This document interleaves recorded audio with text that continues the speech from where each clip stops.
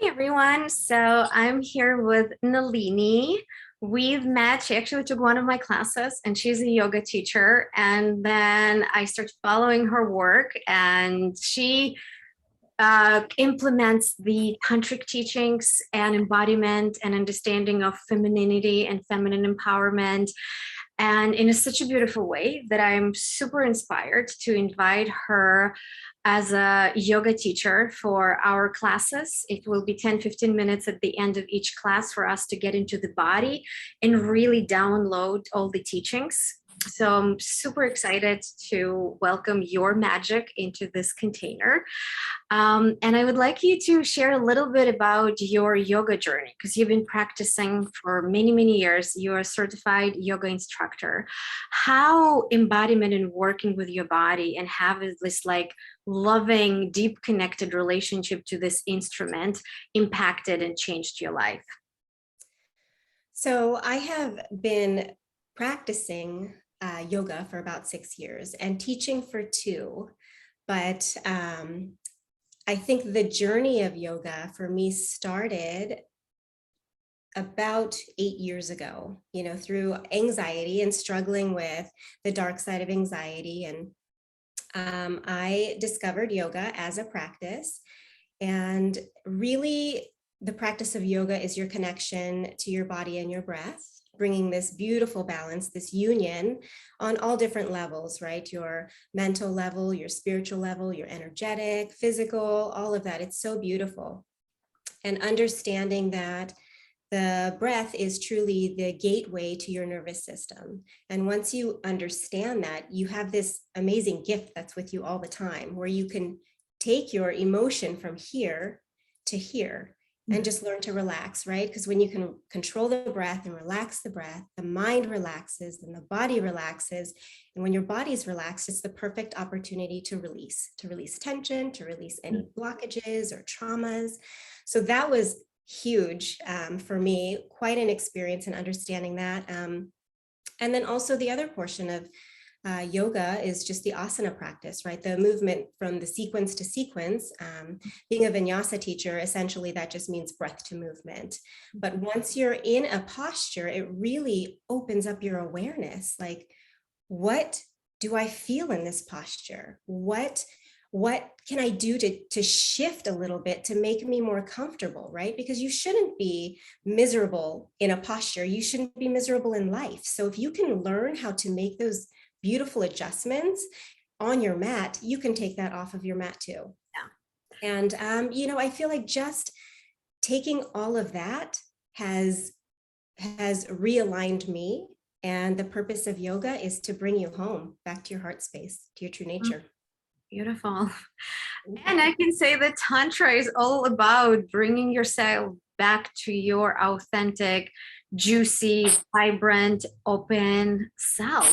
And I want to ask you, you started your journey on exploring Tantra, I think about 2 years ago. How does Tantra contributed into all those experiences? Wow. So Tantra, I think prior to Tantra, I would get stuck in everything, right? And Tantra and all of the techniques through Tantra, and it really started with your classes, Maya, really opened me up and to take my awareness to a whole different level than even yoga did. And it taught me to flow rather than to resist, so that you can move through it, right? Because everything is energy. And once you get stuck, that's when you start having dis-ease in everything, in the mind especially. It was an opportunity really for me to learn to accept myself. It has taught me to accept others as they are, and to accept both light and dark, because we have to have both, right? We have to have the light and the dark, the happy and the sad, the ups and the downs, just like a sheet of music, right? We have the high notes and the low notes, and all together it makes this beautiful creation.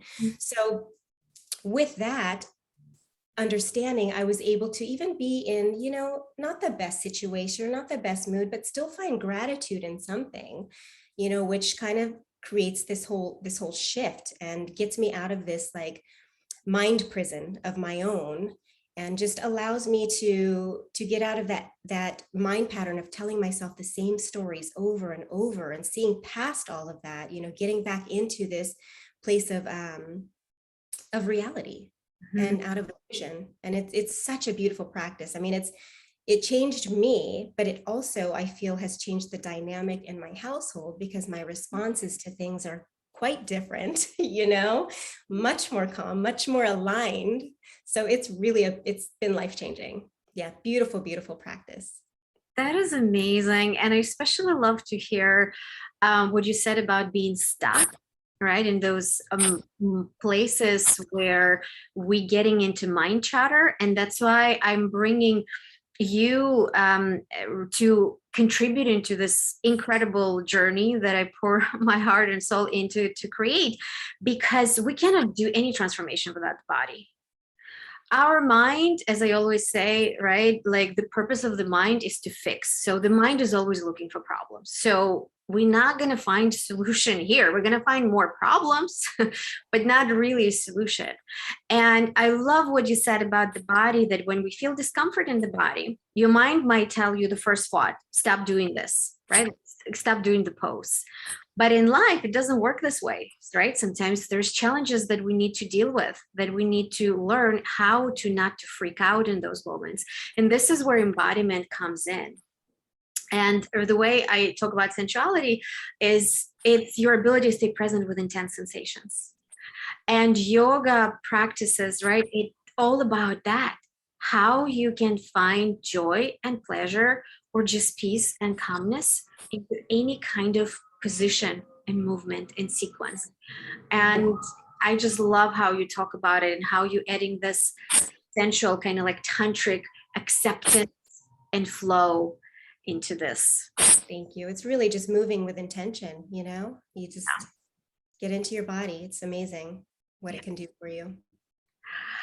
And I want to ask you about the right, like learning more about feminine embodiment and femininity from the place of Tantra, because Tantra, the way I teach Tantra, right? Tantra is a 5,000 years old, and there's many different modalities and types of Tantra.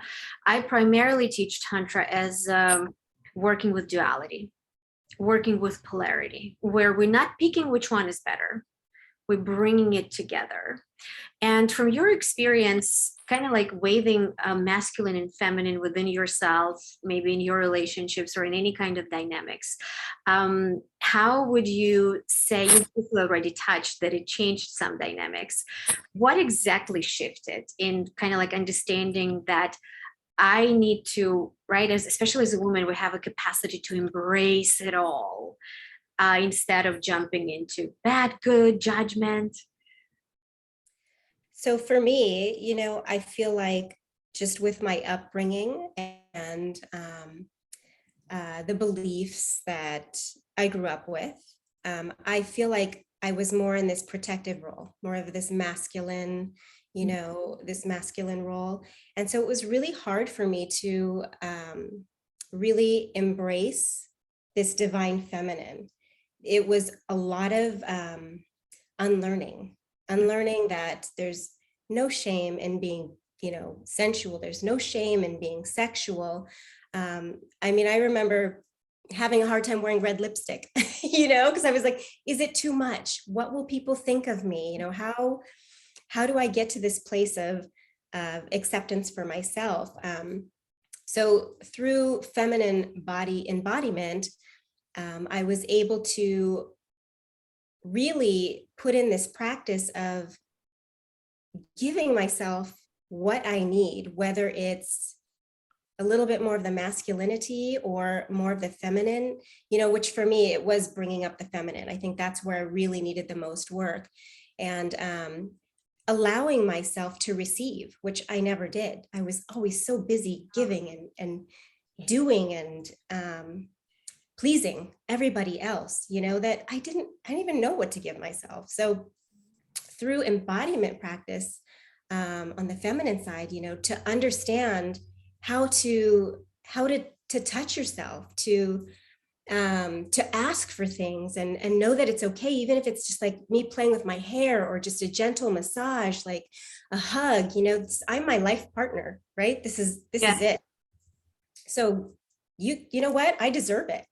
And it's definitely a beautiful, beautiful practice to do daily. It really took me from this shy kind of, state of shame almost, right? To be sensual and open and free. But, through these beautiful practices of sensual movement that you teach and, just coming into your body, I have opened up so much and it feels so amazing. And, I am still a lady. Like society's version of what you need to be as a lady is it's just not always accurate. You can be a lady by your own standards. And as long as you're doing everything for the highest good, it's all good, and not only are you a lady, but you're a freaking goddess. So, own it. It's a beautiful place to be and so empowering. It really is. And this ability to understand that it's okay to receive and it's okay to ask for what you need to feel that pleasure for yourself.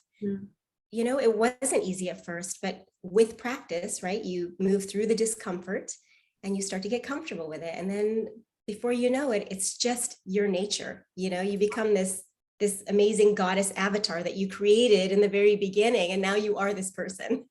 So it's really cool. It's been an amazing journey. And you representing this, right? You carrying this and you embodying this with such a beauty. Such a beauty. That's why that's another reason why I wanted you to be part of this container, because, right, like you've been on the other side and you found the bridge, right, and you cross it and you on this side, and right now it's like that's just me. And it's not a technique, right? Those things, they were in you all the time. It's about how I can find a safe way to bring it out and remove all this shame and guilt and conditioning that we have that doesn't serve us.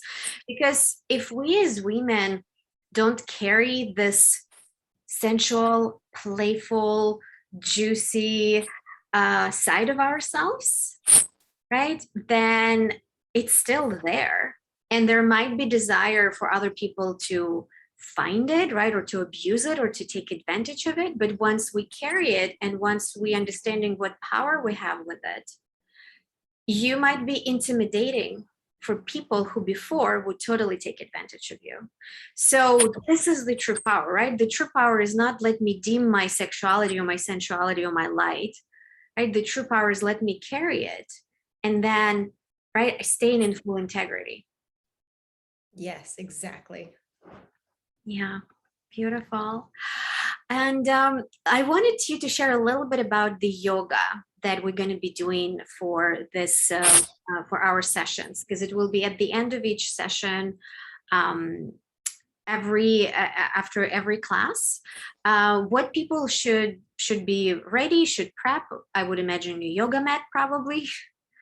Yes, so a yoga mat, anything that keeps you comfortable. If you aren't as open in the hamstrings, perhaps yoga blocks are always beneficial. It's a 10 or 15-minute session, so we're not going to be doing a ton of like yoga flow like I normally would in a 1-hour class, but definitely a yoga mat. A blanket if you want to put it on you afterwards, or if we have time to extend it into a full shavasana, a weighted blanket is always nice. It's nice and cozy. But the general session will consist of just setting an intention and grounding, right? Getting centered within ourselves. And then some series of movements that keep us connected to ourselves and in our body and help us to understand where it is that we can shift through our awareness, right? Keeping this single pointed focus during this practice through our breath, through the connection of our breath, our intention, and the sensations in our physical body. So, I'll give options when you're in a posture. How do you feel? Do a scan of your body. Are you still holding tension somewhere? Draw that energy there, breathe in, and then release it. Really acknowledge what you're feeling inside of your body.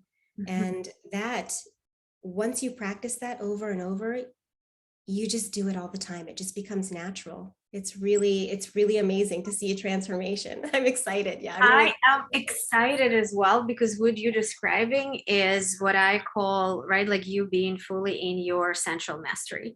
Because it's not about running away from sensation. It's not about numbing it. It's not about fixing it. It's about how I can face it, drop into it, and then release it. And what is the best way to learn it than through yoga, right? And giving this challenges, a little bit of challenges to our bodies.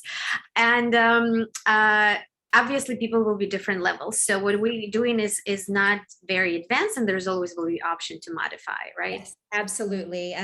In fact, it's not going to be super rigorous. It's not going to be a vinyasa class. It will be more like self-awareness movements, and really just understanding what's going on in your body, in your mind, and understanding that everything that's going on in here through your practice is truly illusion, right? So teaching us to drop from here into our heart space. Yes. Yeah. Dropping the ego and dropping into the heart. Yeah.